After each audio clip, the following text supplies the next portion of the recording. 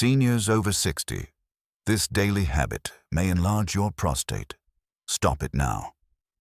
Elderly health. If you're a man over 60, this next sentence might change the rest of your life. Did you know that 1 in 2 men your age is living with an enlarged prostate, and many of them have no idea? They chalk it up to just getting older, ignore the signs, and brush off those late-night bathroom trips. But here's the truth. Most doctors won't tell you up front your daily habits. Not just your age could be the real reason your prostate is growing, and the most dangerous part. By the time you notice the symptoms, it may already be years into the damage.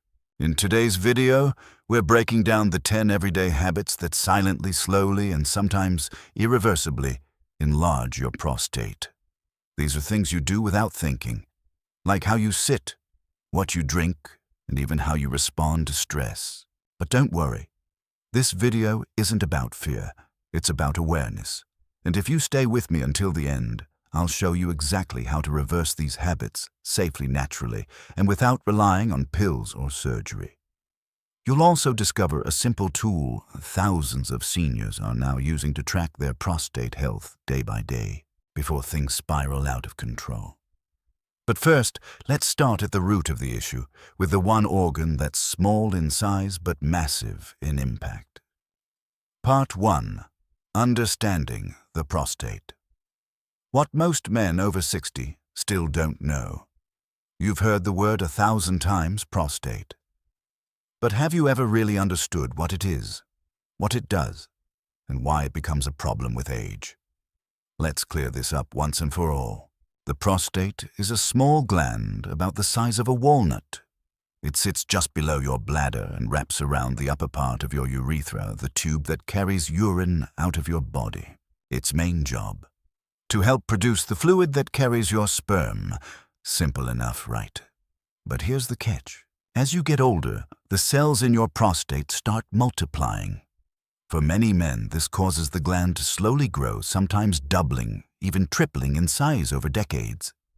This condition is called benign prostatic hyperplasia, or BPH. It's not cancer. It doesn't mean you're dying. But it can absolutely ruin your quality of life if left unchecked. Now here's what most people get wrong. They assume that prostate problems are just about urination, but your prostate is linked to everything from sleep to energy to intimacy and even mood. When the prostate presses against the bladder and urethra, it creates a domino effect. You might wake up multiple times a night to pee. You may feel like you can't fully empty your bladder.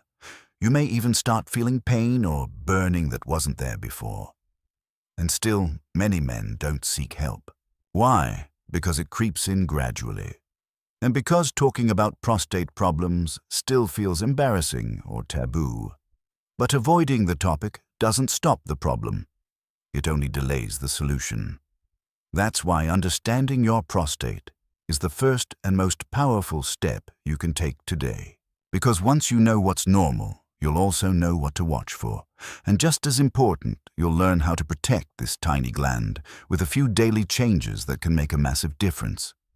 So let's get into it. In the next part, we'll look at the first everyday habit that silently puts pressure on your prostate day in and day out. And it starts with something as simple as water. Part 2. Hidden habit. 10. Chronic dehydration and its silent attack on your bladder-prostate connection. Let's start with something simple. Water. You already know it keeps your body hydrated. But what you may not realize is that your prostate depends on it. And when you don't drink enough water each day, the damage isn't just about dry skin or a dry mouth. It's internal, it's invisible, and over time, it's dangerous. Here's what happens. When you're dehydrated, your urine becomes darker and more concentrated. That concentrated urine irritates the lining of your bladder. And right beneath that bladder sits your prostate gland like a cushion under a heavy weight. So as your bladder becomes inflamed, it passes that pressure straight down to your prostate. It's like standing on a soft sponge for hours. Eventually it begins to swell and change shape. But that's not all. When your body doesn't get enough water, it also can't flush out waste effectively. Toxins build up, inflammation increases. And inflammation, as we now know, is one of the leading triggers of prostate enlargement. Now here's where things get even more concerning. Many men over 60 intentionally drink less water. Why? Because they're trying to avoid nighttime urination. They think, if I stop drinking water after dinner, maybe I won't have to get up 3 times a night. But that logic can backfire. Because dehydration doesn't prevent urgency, it creates it. A bladder irritated by concentrated urine becomes more reactive. It sends signals even when it's only half full. So instead of waking up once you're waking up multiple times, you might even experience burning dribbling or that frustrating sensation of never fully emptying. And it all started with something as simple as not drinking enough water. So, what's the fix? It's not about flooding your body with water at once. It's about steady hydration, small sips consistently throughout the day. You want your urine to be clear or pale yellow. That's a sign your system is working well. And if you're on medications that cause dehydration like diuretics, you need to be even more mindful. Now here's your small but powerful takeaway for today. Don't fear water. Use it. Use it as your first defense against bladder irritation. Use it as a natural way to keep your prostate calm, and most importantly, use it to regain control over your urinary health before it controls you. This one habit shift could mean better sleep, less urgency, and fewer trips to the bathroom. So the next time you hesitate to drink a glass of water, remember you're not just quenching thirst. You're protecting an organ that affects everything from your comfort to your confidence. Now hydration is just the beginning, because next we're looking at another silent offender. Something so ordinary you might do it for hours a day without thinking. And it's slowly compressing your prostate from the outside in. Let's talk about your favorite chair and why sitting too long might be making things worse. Part 3. Hidden Habit. 9. Sitting too long. How your favorite recliner is sabotaging your prostate. Let's talk about something that feels comforting, but may actually be quietly harming you. Your chair. More specifically, how long you sit in it every day. Now there's nothing wrong with resting. Especially as we get older, taking a load off is part of staying balanced. But here's what most men don't realize. Sitting for long, uninterrupted hours, whether it's in your recliner, at your desk, or in front of the TV, can create a constant pressure on the pelvic region. And right at the center of that region is your prostate. This pressure may not hurt at first. It may not even feel noticeable. But over time, it restricts blood flow to the lower body. And when blood flow decreases oxygen and nutrients can't reach the prostate efficiently, that lack of circulation leads to stagnation, tissue fatigue, and chronic inflammation. And what does inflammation lead to? Prostate enlargement. You see, the prostate isn't just affected by what you eat or drink. It's affected by how you move or don't move. The pelvic floor muscles, which support both your bladder and your prostate, begin to weaken from inactivity. When those muscles go unused, they lose their tone, and that can lead to incomplete urination, urine retention, and even further stress on the prostate.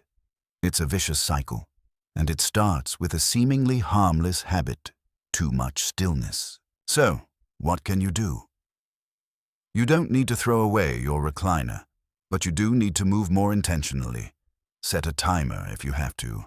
Every 30 to 45 minutes, stand up. Walk around, stretch your legs. Take 5 slow steps across the room. Flex your calves. Do a few gentle hip rotations. These aren't workouts, they're circulation resets, and they can make a world of difference over time. Now here's today's small but important lesson. Stillness ages you. Movement preserves you.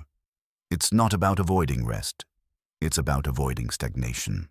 Because the more you move, the more life you send to every part of your body, including your prostate.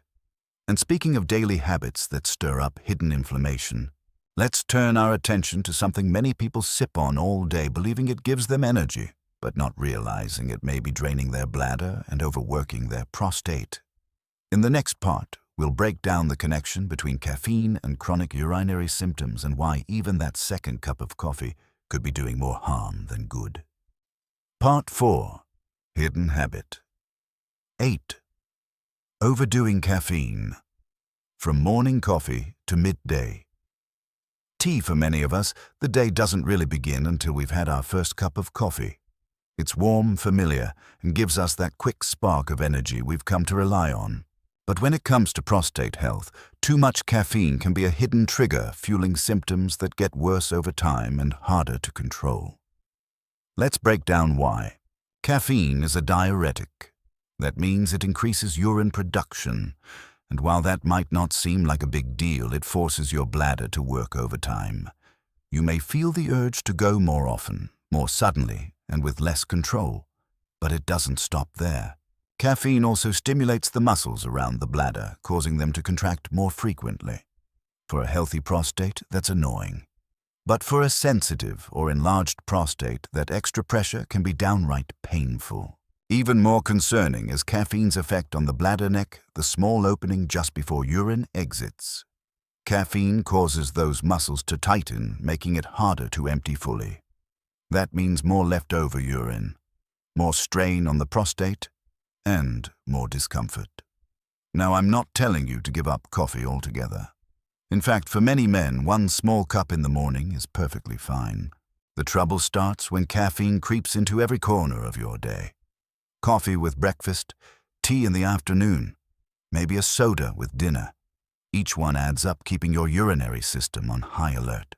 And because caffeine stays in your system for 6 to 8 hours, even an innocent cup at 2 p.m. could disrupt your bladder well into the night. So how do you know if it's a problem for you? Pay attention to patterns. Are you waking up at night more often after a caffeine-heavy day? Do you feel urgency or leakage shortly after finishing your drink? Your body is already sending you clues.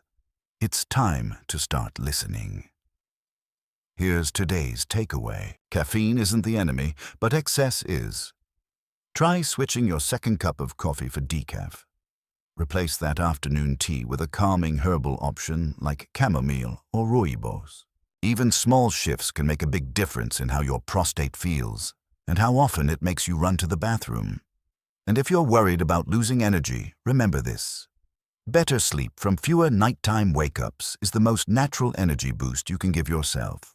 Now we've talked about what you drink, but next we're going to explore what you eat, because your spice rack and freezer aisle might be filled with ingredients that quietly fuel inflammation and put your prostate under daily attack.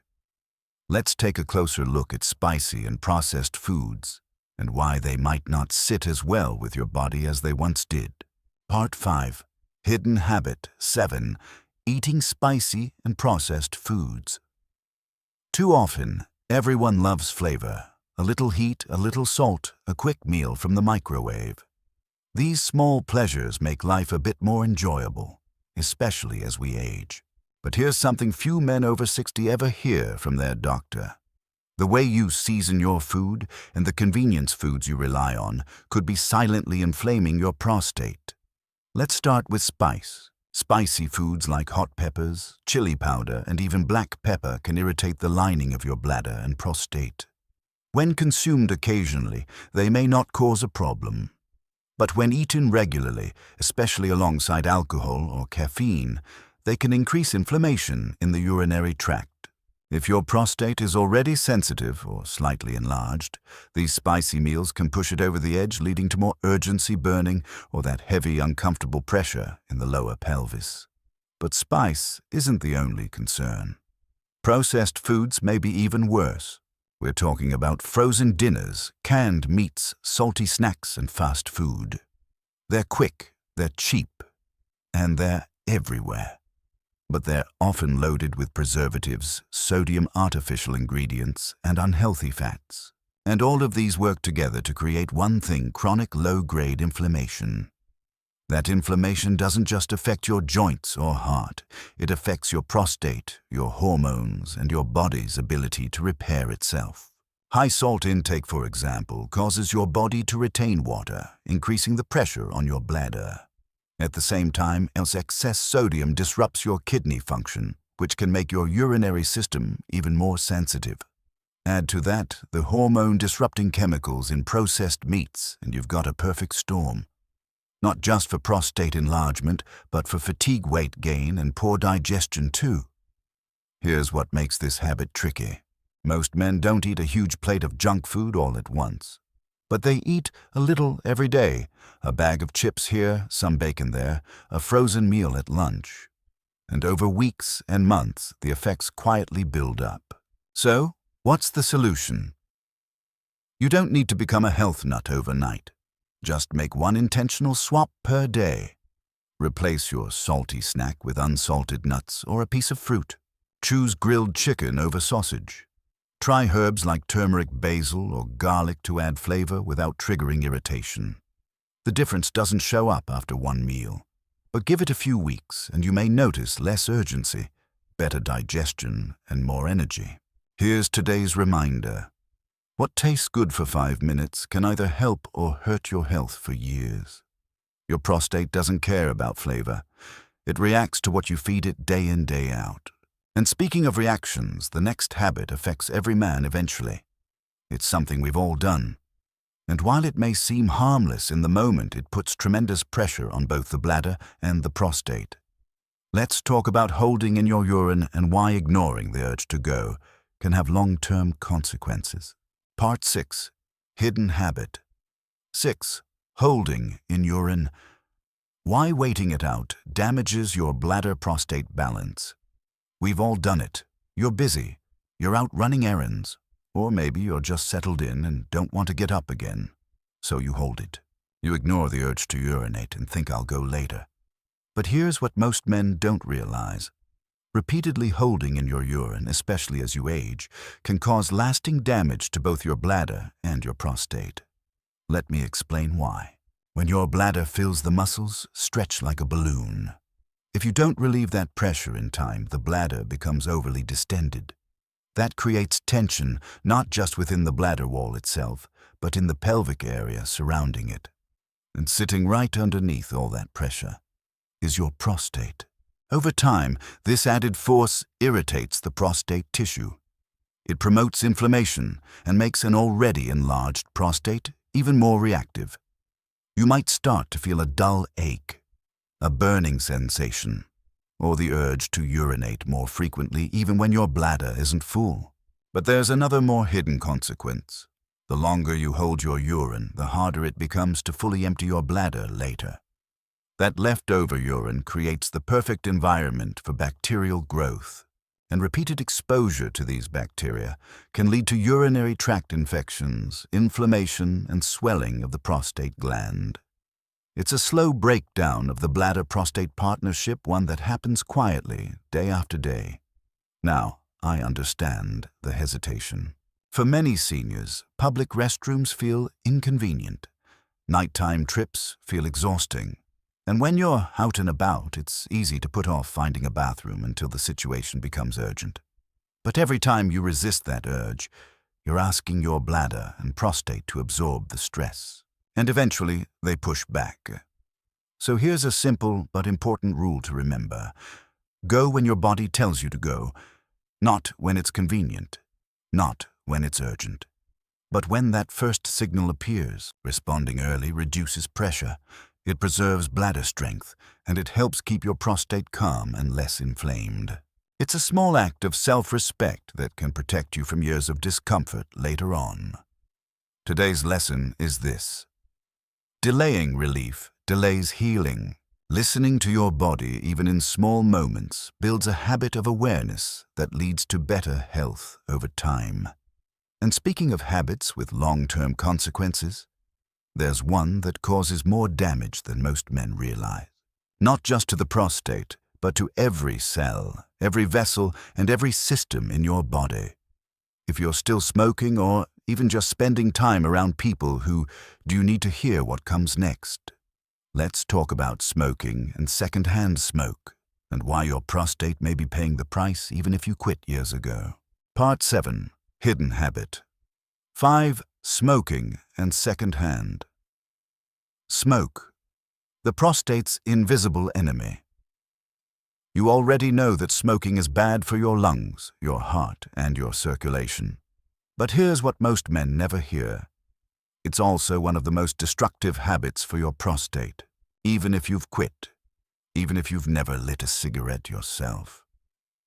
Second-hand exposure, whether at home in social settings or years of passive contact, can still take a toll. Let's break down why. Tobacco smoke contains thousands of harmful chemicals. Many of these trigger oxidative stress, a condition where your body's cells are attacked faster than they can repair themselves. When oxidative stress builds up, it causes inflammation, and that inflammation reaches every corner of your body, including your prostate gland. Over time, this chronic inflammation leads to tissue damage and swelling. The prostate becomes more sensitive, more reactive, and more likely to enlarge. Urinary symptoms like urgency, weak stream, and nighttime trips become harder to manage. But the damage doesn't end there. Smoking also interferes with your circulatory system. It narrows blood vessels, reduces oxygen delivery, and makes it harder for your body to heal even after you've stopped. That means if you're dealing with an already enlarged prostate, your body may struggle to repair and reduce inflammation the way it should. And here's something most men overlook. Even second-hand smoke affects your body the same way. If you spend time around smokers, whether it's a spouse, a friend, or even lingering exposure in shared spaces, your prostate still absorbs the impact. So what can you do? If you're still smoking, talk to your doctor about support tools. Nicotine replacement therapy, behavioral counseling, or even natural weaning strategies can help you transition safely. If you quit years ago, stay quit. And avoid places where you're forced to breathe in what others choose to light. Even a small distance from secondhand smoke can make a difference. And if you've never smoked, protect that advantage. Make it a rule to keep your air clean, especially at home. Because your lungs aren't the only organs that suffer from smoke. Your prostate remembers too. Here's today's lesson. You may not feel the damage right away, but your body never forgets. Healing starts when you stop the source. It may not be easy, but every smoke-free day gives your body a better chance to recover, restore, and regain balance. Now, while smoking attacks from the outside, in the next hidden habit is something many men overlook from within. It's the habit of skipping regular screenings, avoiding doctor visits, ignoring checkups, and assuming no symptoms means no problems. Let's talk about why early detection could be the one habit that saves your prostate before it's too late. Part 8. Hidden Habit. For skipping screenings, why waiting until you have symptoms is a mistake. There's a saying in medicine, by the time it hurts, the damage is already done. Nowhere is that more true than with your prostate. Many men assume that if something were wrong, they'd feel it. They wait for pain urgency or disruption before taking action. But the truth is, prostate problems, especially enlargement and early cancer, often develop silently. You won't always feel a warning sign. You may not notice the change until your stream is weaker, your nights are more interrupted, or something simply feels off. And by then, your treatment options may already be limited. That's why skipping regular screenings is one of the most dangerous habits a man over 60 can develop. Let's talk about what screening actually means. There are 2 simple tools your doctor may use.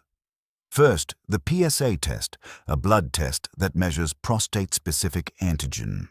When levels are elevated, it may indicate inflammation enlargement, or in some cases, the presence of cancer. Second, the digital rectal exam, or DRE.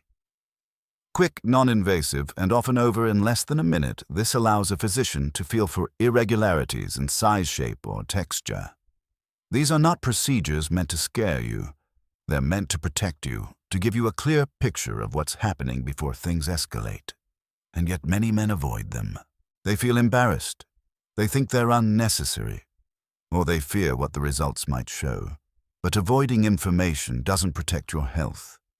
It delays your ability to act on it. Think of it like this. Would you ignore the warning light on your car's dashboard, or would you bring it in to prevent the problem from getting worse? Your prostate deserves the same attention. Because when caught early, many prostate conditions can be managed with lifestyle changes alone. No pills, no surgery, no sleepless nights filled with regret. Here's today's lesson. Avoiding discomfort today often leads to greater pain tomorrow. Screenings don't just catch problems, they give you control options and peace of mind. So if it's been over a year since your last prostate checkup, don't wait any longer. Schedule an appointment. Ask the questions. And remember, checking in once a year is a habit that may give you many more years in return. Now we've talked about proactive habits, things you can do with the help of your doctor. But next, we're going to shift toward what you can control every day, right at home. We'll explore how two common lifestyle choices, diet and belly fat, are quietly influencing your hormones and placing long-term pressure on your prostate. Let's start with what's on your plate, and why eating too much red meat might be doing more harm than you think. Part 9. Hidden Habit. 3 and 2. Eating too much red meat and carrying belly fat. Let's talk about two habits that often go hand in hand. What's on your plate and what shows up around your waist. Both affect your prostate more than you might imagine. We'll start with red meat, burgers, bacon, sausages, steak. For many men, these are staples comfort foods that have been part of life for decades. But here's what studies now show. A diet high in red and processed meats is strongly linked to inflammation throughout the body, and the prostate is no exception. Red meat, especially when grilled or processed, contains compounds that disrupt your hormonal balance. These include saturated fats and preservatives that trigger oxidative stress. That means your body is under constant low-grade inflammation, and over time that causes the prostate to swell and thicken. But it doesn't stop at the gland itself. Heavy meat-based meals slow down digestion, which can increase pressure in the abdomen. And when you combine that with a growing belly, the situation becomes even more complicated. Let's talk about belly fat. As we age, it's easy to put on weight around the midsection. But this isn't just about appearance. Belly fat is metabolically active. It produces hormones and inflammatory chemicals that interfere with testosterone, insulin, and other systems critical to prostate function. A larger waistline means more internal pressure on your pelvic organs. That translates into more stress on your bladder, your urinary tract, and yes, your prostate. And here's the connection that often goes unnoticed. Men who eat large portions of red meat tend to also carry more belly fat. The two habits feed into each other literally and biologically. More meat means more inflammation. More fat means more hormone disruption. And together, they create the perfect conditions for prostate enlargement. So what can you do? You don't have to give up meat entirely, but you can cut back to 2 or 3 servings a week. Choose lean cuts. Avoid processed meats, and balance your plate with fiber-rich vegetables, whole grains, and healthy fats like olive oil or avocado. At the same time, take simple steps to reduce belly fat gradually. Start with a 15-minute walk after meals. Eat smaller portions. Replace sugary drinks with water or herbal tea.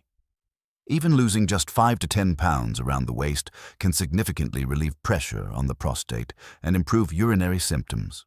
Here's your lesson today. What you eat and what you carry both speak to your prostate. Make sure they're sending the right message, because your body is always listening. And every meal, every step, every choice counts. Now you've made it this far. You've learned how 10 everyday habits can quietly enlarge your prostate. But there's still one more habit to cover. It's not what you eat, it's not what you drink, it's not even what you do. It's what you feel. In the final part of this video, we'll explore the most overlooked threat to prostate health: chronic stress, and why learning to manage it may be the most powerful step you'll ever take. Part 10. Hidden Habit. Chronic stress. Why it's the most dangerous and most overlooked factor. We've reached the final hidden habit, and in many ways it's the most dangerous of them all, because it doesn't come from your diet, it's not found in your routine, and it's not something anyone else can always see. It's stress. More specifically, chronic unmanaged stress, the kind that builds up silently and affects every part of your body, including your prostate. Here's what most people don't realize. When you're under constant stress, your body releases high levels of cortisol. That hormone is meant to protect you in short bursts. But when it stays elevated for too long, it becomes toxic. Cortisol disrupts your immune system, damages healthy tissues, and creates widespread inflammation, and your prostate, already sensitive to hormonal changes, becomes a prime target. Stress also causes the muscles in your pelvic floor to tighten. That means reduced blood flow, increased nerve sensitivity, and a higher risk of pain, urgency, and swelling. You may feel on edge. You may notice changes in your urinary habits, or you may simply feel worn out emotionally and physically without knowing why. The problem is, stress doesn't come with a warning label, it doesn't show up on a scan, and it doesn't always announce itself with a single symptom. It often hides behind your schedule, your responsibilities, or the pressure to stay strong for others. But your body keeps the score, and your prostate reflects it. So what can you do? Start small. 5 minutes of deep breathing, a quiet walk in the sunlight, talking with someone you trust, or simply pausing each day to ask, what do I need right now? These aren't luxuries, they're lifelines, and over time they calm your nervous system, reduce inflammation, and create space for your body to heal. Here's your final lesson today. Stress is not a sign of weakness, but ignoring it is. Your mind and body are connected, and when one suffers in silence, the other eventually follows. So if you've been carrying silent stress for months, or even years, make today the day you begin to let some of it go. Now that you've seen all 10 hidden habits, the question is, which ones are you ready to change? Because no matter your age or health history, it's never too late to support your prostate. And small changes done consistently can lead to powerful results. In the final segment, we'll bring everything together. A quick recap, a clear path forward, and one tool that many seniors are now using to track their progress day by day, step by step. Let's wrap this up and set your next steps in motion.